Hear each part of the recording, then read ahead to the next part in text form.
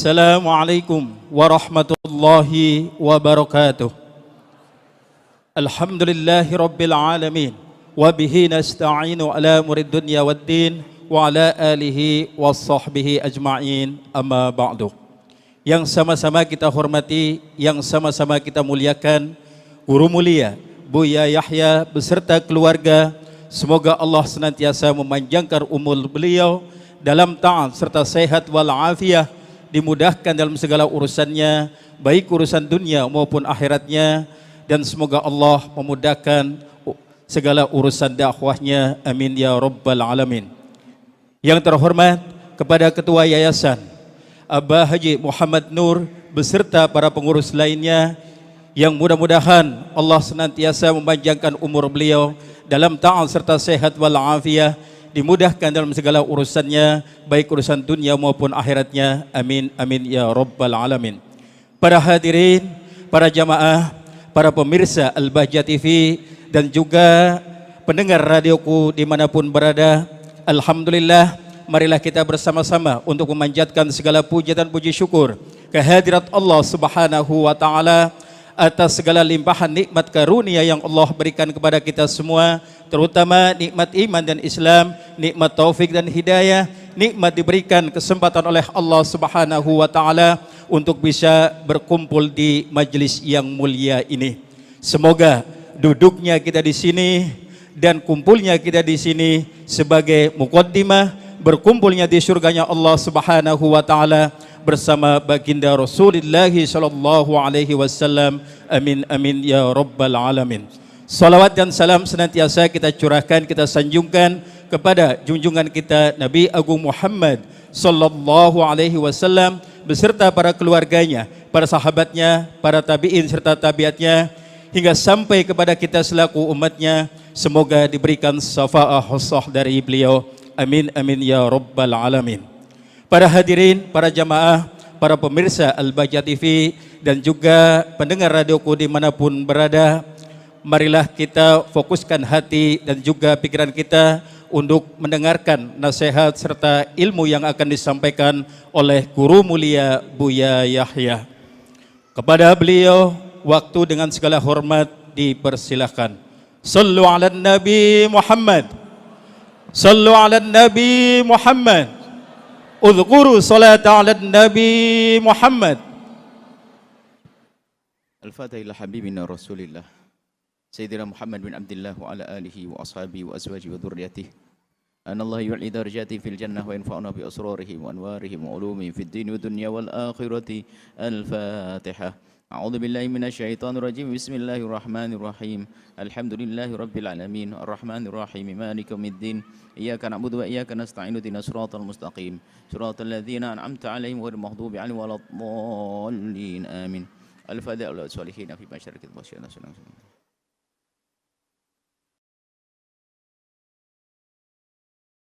Sami Abu Bakar wa Muhammad wa ila amwatina wa amwatikum wa amwatil muslimina jami'an. أن الله يغفر لهم ويرحمهم ويعلي درجاتهم في الجنة وينفعنا بإسرارهم وأنوارهم وعلومهم في الدين والدنيا والآخرة. الفاتحة. أعوذ بالله من الشيطان الرجيم. بسم الله الرحمن الرحيم. الحمد لله رب العالمين الرحمن الرحيم مالك يوم الدين. إياك نعبد وإياك نستعين اهدنا الصراط المستقيم صراط الذين أنعمت عليهم غير المغضوب عنهم ولا الضالين. آمين. الفاتحة.